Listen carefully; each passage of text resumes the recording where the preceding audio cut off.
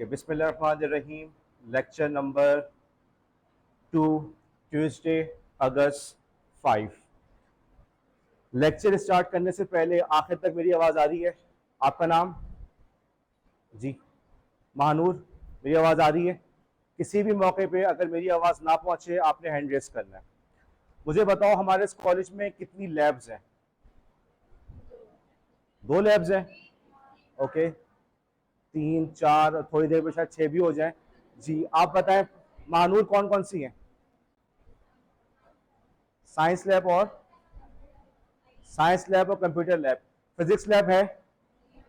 ठीक है, 3 हो गए। केमिस्ट्री लैब है? कितने हो गए? बायोलॉजी लैब है? कितने हो गए? 5।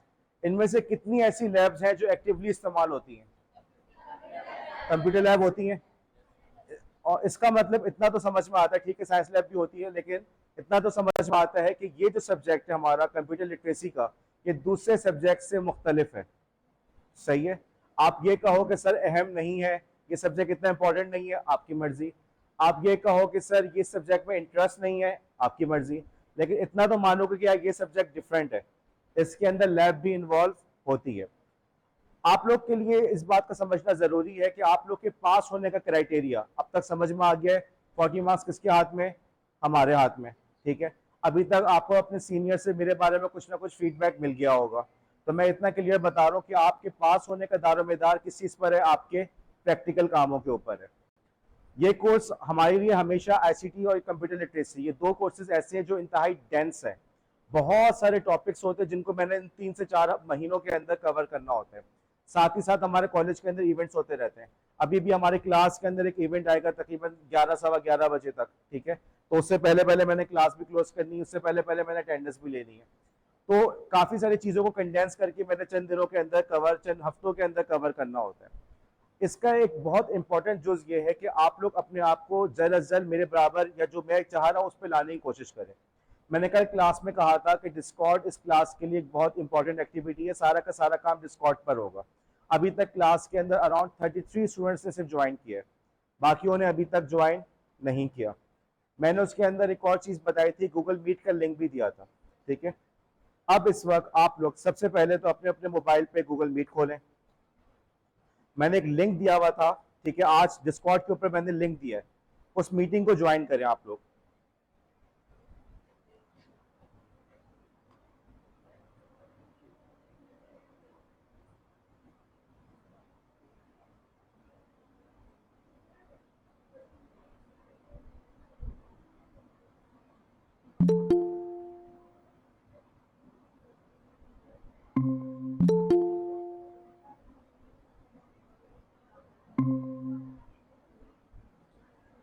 उमामा, नादिया, नदीम ने मीटिंग ज्वाइन कर ली है। नादिया, नदीम कौन है?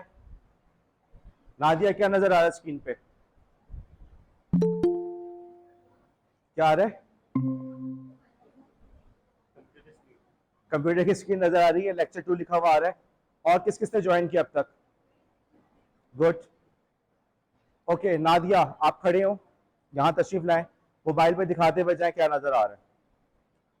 देखो हमारा ये जो टॉपिक है कंप्यूटर लिटरेसी का, इसके अंदर बहुत सारे एब्स्ट्रैक्ट कॉन्सेप्ट्स हैं।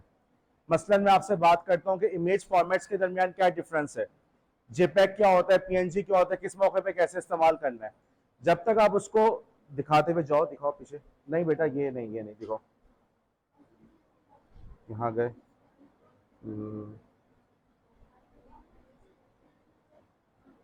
ये देखो, ये आया, ये चीज है। ठीक है, दिखा दे, हाँ रोज पाए। अच्छा सुनो मेरी बात, तो जब तक आप लोग के पास की स्लाइड्स वगैरह नहीं होगी, बेसिकली गूगल मीट के जरिए से हम आपको स्लाइड्स दिखा रहे हैं। हमारे पास दूसरा ऑल्टरनेट ये है कि हम लोग आईटी जोन में रोजाना क्लास करें, लेकिन आईटी जोन में आप लोग आएंगे, आप लोग वापस जाएंगे, इसी पूरे चक्कर में आधा घंटा गुजर जाएगा और क्लास आप लोग की ब्रेक खत्म हो जाएगी। तो ज्यादा बेहतर है कि हम यही क्लास करें। और इसके अलावा एक और फायदा भी है कि आप लोग गूगल मीट से भी वाकिफ हो रहे हैं। एग्जाम के अंदर सवाल आता है जूम क्या है, एग्जाम को भी चलो छोड़ दो, तो बहरहाल कंप्यूटर लिटरेसी के अंदर इतना तो तुम लोग को पता होना चाहिए कि ऑनलाइन मीटिंग्स, ऑनलाइन कॉन्फ्रेंसेस क्या है। तो गूगल मीट एक बहुत इंपॉर्टेंट जुज है। आज आपके लिए जरूरी है कि डिस्कॉर्ड को लाजमन ज्वाइन करें, गूगल मीट को इंस्टॉल करके लेकर आए। गूगल मीट का ये जो लिंक दिया हुआ है ना, रोजाना क्लास का यही लिंक रहेगा।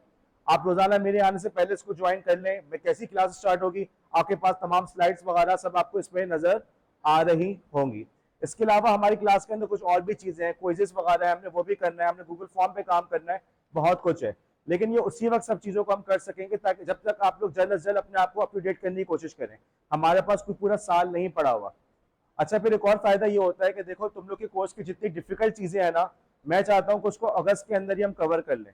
सबसे बड़ा असाइनमेंट हमारा आता है डेटा साइंस का, जिसके अंदर हम गूगल शीट पे काम करते हैं। हम उसको अभी अगस्त में कवर कर लेंगे तो आप लोग को नवंबर के अंदर सहूलत रहेगी। ऐसा नहीं होगा कि आखिर के अंदर आप लोग अपना पोर्टफोलियो बना रहे हैं, आखिर में आप लोग जो है अपना असाइनमेंट बना रहे हैं, आप लोग सुकून से अपने कराची यूनिवर्सिटी के इम्तहान की तैयारी कर सकेंगे। लेकिन बेटा ये सब उस वक्त होगा जब आप लोग मुझसे ताउन करो। और सबसे पहला स्टेप यही है कि डिस्कॉर्ड को ज्वाइन करो। उमामा ने कर लिया, मरियम का है, उमामा ने किया हुआ है, बहुत से नादिया ने किया हुआ है, और भी बहुत सारे लोगों ने किया हुआ है। आप उनसे पूछे, उसको ज्वाइन करें और गूगल मीट के साथ जो हमारी पूरी क्लास इस पे चलेगी। ठीक है, यहाँ तक बात समझ में आई? अच्छा, अब हम क्लास का आगाज करते हैं। हमारी क्लास के अंदर सबसे पहले जो काम हम लोग रोजाना क्लास के अंदर करेंगे वो है लेक्चर का रिकैप। स्लाइड चेंज हुई तुम लोग के मोबाइल पे? हो जाएगी थोड़ी देर में, सब्र करो। सबसे पहला जो काम है हमारा, जो हम रोजाना कर रहे होंगे, वो है हमारा लेक्चर का रिकैप। लेक्चर की रिकैप के मार्क्स हैं, ओके। पहला हफ्ता है, इसके अंदर आप लोग चला गया। अगले हफ्ते से बाकायदा इसके अंदर मार्क्स दूंगा और आप लोग के लिए जरूरी है कि तैयारी करके आए। जब मैं आपको ऑडियो लेक्चर दे रहा हूं, ठीक है बेटा, आपसे मैं कह रहा हूं, ठीक है, जब मैं आपको ऑडियो वीडियो पूरा यूट्यूब पे लेक्चर पूरा प्रोवाइड कर रहा हूं तो आप लोग को क्लास में नोट्स लेने की जरूरत है। जब मैं आप लोग को नोट्स भी प्रोवाइड कर रहा हूं, पास पेपर सॉल्व भी करके दे रहा हूं, तो फिर क्या आप लोग के लिए जरूरी है कि क्लास के अंदर आप लोग नोट्स लिखें? तो ये नोटबुक सारी बंद होगी, सारी नोटबुक बंद होगी। मेरी बात गौर से सुनो और मेरी क्लास के अंदर पार्टिसिपेट करो, सवाल पूछो, कोई बात पूछ रहा हूँ उस पर डिस्कस करो, रिकैप की तैयारी करके आओ। अब तुमने कहा कि जैसे रिकैप देते हुए सर घबराते हैं, परेशानी होती है, अगले सेमेस्टर तुम लोग प्रैक्टिकम कर रहे होगे, वहां तो तुम लोग बिल्कुल एक अजनबी माहौल में जाओगे। यहाँ तो चलो अपने दोस्त हैं, चलो दोस्त नहीं है, चेहरों से तो वाकिफ हो, एक सेमेस्टर पूरा गुजर चुका है, वहां तो बिल्कुल एक अजनबी माहौल होगा। तुम लोग को सुबह बताया जाएगा आज आप लोगों ने अगले दिन आके ये लेसन पढ़ाना है। आप लोग जाओगे, रात में जाके लेसन प्लान बनाओगे, उसकी अपनी जो टीचिंग एड्स होती है वो बनाओगे, अगले दिन भागे भाग वहां पहुंचोगे, वहां टीचर की बातें सुनोगे, वहां के जो टीचर्स स्कूल के अपने होते हैं उनकी भी बातें सुनोगे। ठीक है, वहां पे आपको एक इतना अच्छा माहौल नहीं मिलता, इतना फैमिलियर फ्रेंडली माहौल मिलता है, लेकिन हमेशा नहीं मिलता। बच्चे बाज दफा इतने बदतमीज होते हैं। मुझे पिछले सेमेस्टर में स्टूडेंट ने बताया कि बच्चा मुझसे कह रहा था कि मिस मुझे आप मारें, मिस मुझे जोर से यहाँ पे स्केल पे मारे, वरना जो है मैं खामोश नहीं होऊंगा। तो माशाल्लाह आपको ऐसे बच्चे भी बाज दफा मिलते हैं। तो आप लोग जब क्लास में यहाँ पे आप लोग अपने क्लास फेलोज को फेस नहीं कर पा रहे तो वहां क्या करेंगे?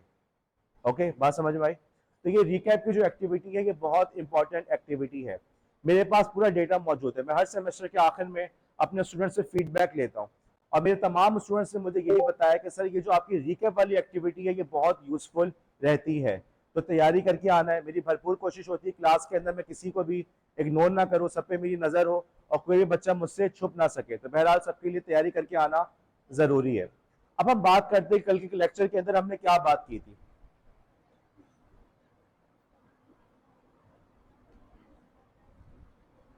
हाँ जी, यस्टरडे का रिकैप हम स्टार्ट करें। स्लाइड देखो चेंज हुई अब, गुड। सबसे पहले कल हमने बात की थी कि आपकी जिंदगी में आपके फर्स्ट सेमेस्टर के अंदर आपको किन किन इश्यूज का सामना करना पड़ा, तो कौन से प्रॉब्लम्स थे जो कोई आपको आपने फेस किया अपनी एजुकेशन लाइफ के अंदर। फिर यहाँ पे हमने सवाल उठाया कि यार वो कौन से मसाइल थे जिनका सामना आपके वालिदैन को करना पड़ा लेकिन आपको नहीं करना पड़ रहा, या वो मसाइल जिनका सामना आपको करना पड़ रहा है लेकिन आपके वालिदैन उससे बचे हुए थे। हमने उनमें से कुछ इश्यूज का आपस में ग्रुप डिस्कशन किया। अच्छा, एक बात नोट करो कि जितना भी डिस्कशन किया था उसमें कुछ भी ऐसी चीज नहीं थी जो मैंने डिक्टेट कराई थी, ऐसा था? हर चीज आप लोगों ने खुद बताई। इसका मतलब यह हुआ कि आप लोग को जरूरत नहीं है कि आपको कुछ बताया जाए कि बेटा ये यूं होता है, ये यूं होता है। आप लोग अगर अपना दिमाग इस्तेमाल करो तो हर चीज को खुद भी तुम लोग अपने अपनी बात से भी अखज कर सकते हो। कोई बात, कोई चीज ऐसी नहीं है जिसके लिए तुम्हें ऊपर से आके कोई बंदा बताए कि भाई ये चीज यूं होती है। तुम लोग खुद भी अपना दिमाग लगा के इन चीजों को खुद भी अपनी तमाम चीजों को अखज कर सकते हो, उस नॉलेज को एक्सट्रैक्ट कर सकते हो। होता सिर्फ इतना है कि शुरू से चूंकि हम लोग को नोट्स दिए जाते हैं, टेक्स्ट बुक दी जाती है, तो उसकी वजह से हमें लगता है कि हमने किसी टेक्स्ट बुक को फॉलो करना है, कोई हमें बताएगा तो हम करेंगे, वरना हम खुद कुछ नहीं कर सकते। लेकिन कल के लेक्चर में हमने देखा कि भाई आप लोगों ने खुद ही बताया कि हमारे इस दौर के अंदर हमें किन किन मसाइल का सामना करना पड़ रहा है। सबसे बड़ी मिसाल ऑनलाइन हैरेसमेंट, पहले भी हैरेसमेंट थी लेकिन अब हमारे ऑनलाइन हैरेसमेंट का वक्त आ गया, मसाइल होने लगे। एक आपका जो है साइबर बुलिंग की जा रही है, लोग जो है एक दूसरे के फेक पेज बना के दूसरे को तंग करने की कोशिश कर रहे हैं। मुस्तकिल डिजिटल डिस्ट्रैक्शन, मैं क्लास में आता हूँ अपना मोबाइल बंद करता हूँ, मैं घर पे जब अपने ऑफिस में काम कर रहा होता हूँ तो मैं वहां पे भी अपना मोबाइल बंद कर देता हूँ, क्यों, बार बार नोटिफिकेशन आता है, ठीक है। तो मुस्तकिल ये जो आपके पास इंफॉर्मेशन नॉलेज आती रहती है, ये आपको तंग करती है, हर वक्त कुछ ना कुछ, हर वक्त कुछ ना कुछ। पाकिस्तान की सियासत में ये हो गया, कराची की सियासत में ये हो गया, फला जगह ये हादसा हो गया, फला की शादी हो गई, फला की तलाक हो गई। आप इसी इतने चीजों में बस लगे रहते हैं कि आपको सोचने का मौका ही नहीं मिलता कि भाई दुनिया में हम खुद क्या कर रहे हैं, हम खुद किस डायरेक्शन में जा रहे हैं। इसी तरीके से आपका देखो कि ऑनलाइन कंपैरिजन, पहले भाई किसी की शादी हुई तो भाई फला कजन की शादी ऐसी हुई थी, हमारी शादी ऐसे, लेकिन अब क्या हो रहा है कि जी फला की ऑनलाइन ऐसे था, उन्होंने ऐसा किया था, हमने भी ऐसे करना है। ऐसा है ही नहीं। आप पे ज्यादा प्रेशर पड़ रहा नहीं पड़ा, क्योंकि आपको जो है अब सोसाइटी के अंदर मुकाबला आपको उन लोगों से करना पड़ रहा है जिनसे आप कभी भी फेस टू फेस नहीं मिलेंगे, लेकिन चूंकि आपने ऑनलाइन देखा हुआ तो आप लगे हुए। एक कपल है, उस कपल के दरमियान जो इख्तलाफात हुए, आखिर में उनकी बिल्कुल अलहदगी भी हो गई, तो उनके उस इख्तलाफात की जो बुनियाद बनी थी वो ये थी कि वाइफ की फरमाइश थी कि तुम जो भी मोहब्बत का इजहार करते हो, जो भी गिफ्ट लेकर आते हो, उसको तुम फेसबुक पे जरूर पोस्ट करो। और हस्बैंड कहता है नहीं जी फेसबुक पे मैंने नहीं पोस्ट करना, उनका यहाँ से इख्तलाफ शुरू हुआ। और जब उस फेसबुक पोस्ट के ऊपर अगर कभी कर दिया, लोगों के लाइक्स मिलते थे, तब वो खातून खुश होती थी कि जी अब मुझे लाइक्स मिल गए, मेरे दोस्तों ने कहते हैं हाँ सो लकी वाओ, तब उनको था सेटिस्फेक्शन थी, वरना वैसे अपने तौर पर सेटिस्फेक्शन नहीं थी। अब क्या हुआ कि उनकी खुशी का दारोमदार किस पर हो गया, लाइक्स पर और कमेंट्स पर हो गया। क्या पहले ऐसे था? पहले आपको किसी ने लाके एक खिलौना भी दे दिया तो आप खुश हो जाते थे, राइट। फिर स्कूल की जिंदगी में आए तो आपने देखा कि खिलौने का बताना भी पड़ रहा है, यार मेरे अब्बू ने ये लाके दिया है। फिर दोस्त ने कहा कि यार जबरदस्त, या दोस्त ने कहा यार कितनी फजूल सी चीज है, तो आपका मूड खराब हो गया। हालांकि जब अकेले थे तो उसी खिलौने पे खुश थे। और अब क्या होने लगा कि जी ऑनलाइन, ऑनलाइन इतने सारे लोग जो है हमारे जितने फ्रेंड्स हैं सब के सब खुश होंगे, सब के सब तारीफ करेंगे, तब हम खुश होंगे, वरना खुश नहीं होंगे। ये ऐसे मसाइल है जिनका पहले वालों को सामना कभी भी नहीं करना पड़ा। पहले के दौर में जिंदगी इतनी ज्यादा कॉम्प्लिकेटेड या इतनी ज्यादा मुश्किल नहीं थी। फिर एक बड़ा इशू आ रहा है जो कि है वेरीफाइंग ट्रुथ का, कि हम सच्चाई का किस तरह से वेरीफाई करें कि क्या चीज सच है और क्या चीज नहीं है। आज के दौर में फेक न्यूज कितनी ज्यादा कॉमन है, कितनी ज्यादा फेक न्यूज कॉमन है। फेक न्यूज समझते हैं, झूठी खबरें, जाली खबरें, राइट, सच को तोड़ मरोड़ के बयान करना। और अब तो एआई का दौर है, हमें मालूम है कि एआई की मदद से लोग फेक वीडियोस बना रहे हैं, राइट, फेक पिक्चर्स बना रहे हैं। हमें क्या पता कौन सी चीज सच है कौन सी चीज गलत। तो आज के दौर में हमें इस चीज का भी सामना करना है कि सिर्फ इंफॉर्मेशन का जान लेना काफी नहीं है, बल्कि हमारे लिए ये भी जरूरी है कि हम इंफॉर्मेशन को वेरीफाई कर सकें। आगे बढ़ते हैं। फिर हमने इस बात पे सवाल उठाया कि वो क्या चीज है जो चेंज हो गई, वो कौन सी तब्दीली थी जिसकी वजह से हमारा दौर पहले वाले दौर से मुख्तलिफ हो गया। यहाँ पे लोगों ने बात की कि जी सर टेक्नोलॉजी टेक्नोलॉजी। अब यहाँ हमने बात की कि भाई टेक्नोलॉजिकल रेवोल्यूशन का मतलब सिर्फ कंप्यूटर नहीं होता। अगर आपने किसी जमाने में हजारों साल पहले आग इजाद की तो वो भी एक फायर इजाद की, आग इजाद की तो वो भी एक रेवोल्यूशन था। पहिया इजाद किया वो भी एक रेवोल्यूशन था। आपने जो है ज़राअत का जो सिस्टम शुरू किया, हंटर गैदरर वाले लाइफ स्टाइल को छोड़कर आप आ गए ज़राअत की तरफ, तो ये भी एक बहुत बड़ा रेवोल्यूशन था, क्योंकि यहीं से फिर हमारी सिविलाइजेशन की बुनियाद पड़ी। ओके, इसी तरीके से प्रिंटिंग प्रेस या स्टीम इंजन। अब आज के दौर में हम लोग स्टीम इंजन, बेटे पीछे कुंडी लगाओ। आज के दौर में हम लोग जो है आलिया नाम है ना आपका, उनको कह दिया आलिया कुंडी लगा दी थी, ठीक है, कल भी मैंने कहा था, वो चाह रही है आप करने। तो स्टीम इंजन, आप में से बहुत सारे लोगों ने स्टीम इंजन नहीं देखा होगा, स्लाइड में नजर आ रहा है, लेकिन बहरहाल अपने वक्त की ये बहुत बड़ी इजाद थी जिसकी वजह से हमें बहुत सारे बेनिफिट्स मिले। अगर स्टीम इंजन ना होता तो शायद हम लोग आज इस जगह पे भी ना पहुंच पाते। बिजली की इजाद, अब बिजली को आप लोग फॉर गारंटेड लेते हैं।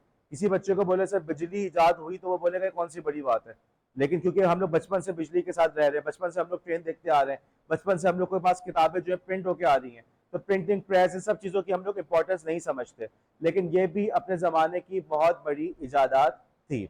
हमारे इस दौर के अंदर जिस चीज़ ने सबसे ज़्यादा गहरा असर डाला ठीक है। अच्छा, फिर यहीं पर फिर हमने बात की थी हमारी सिविलाइजेशंस की।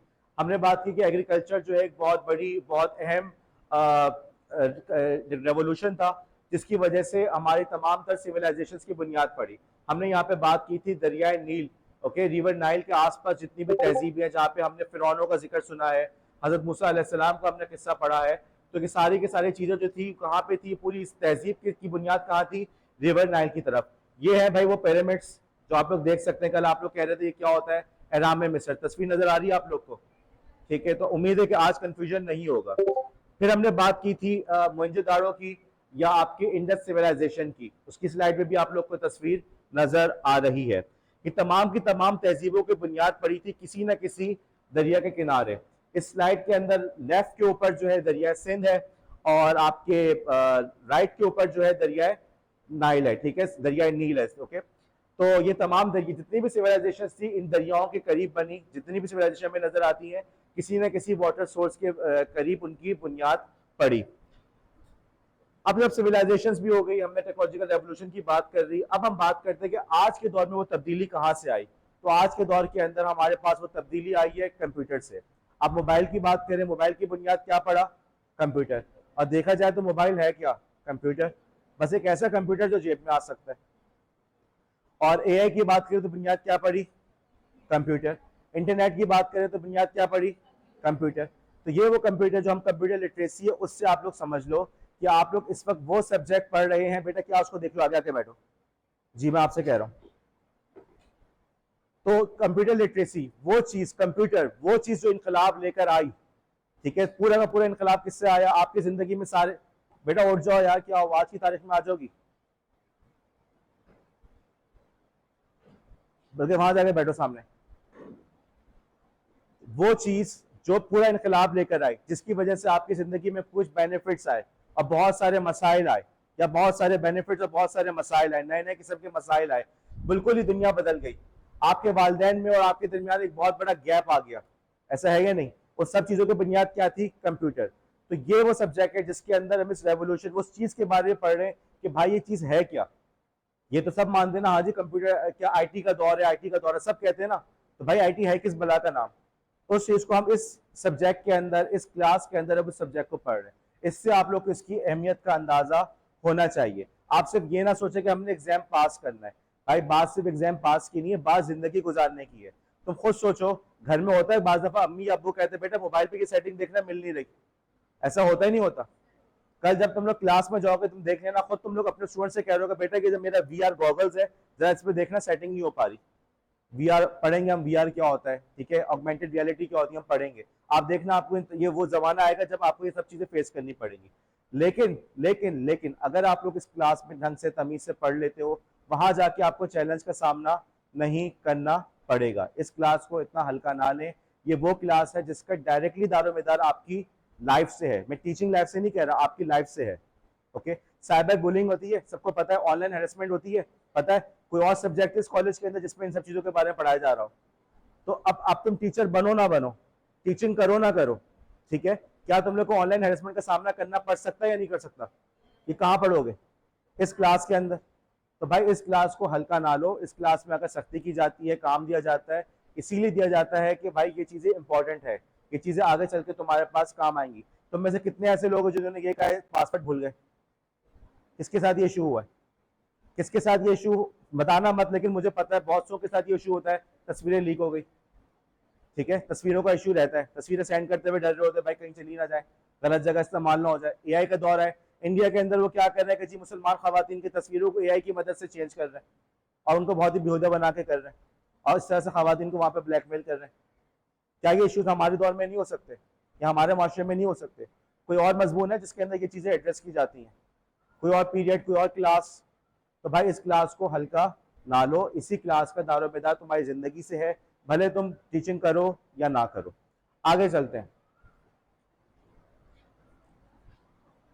उसके बाद हमने बात की वो कौन सी जॉब्स हैं जिसका आपके पेरेंट्स ने कभी नहीं सुना, ठीक है। हमारे दौर के अंदर वो कौन सी नई नई जॉब्स आ चुकी हैं।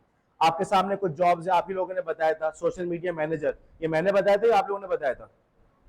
आप लोगों ने। ऑनलाइन ट्यूशन, किसने बताया था? ठीक है। Graphic designer, e commerce store owner, e commerce आप लोगों ने बताया, राइड शेयरिंग का किसने बताया, आप ही लोगों ने।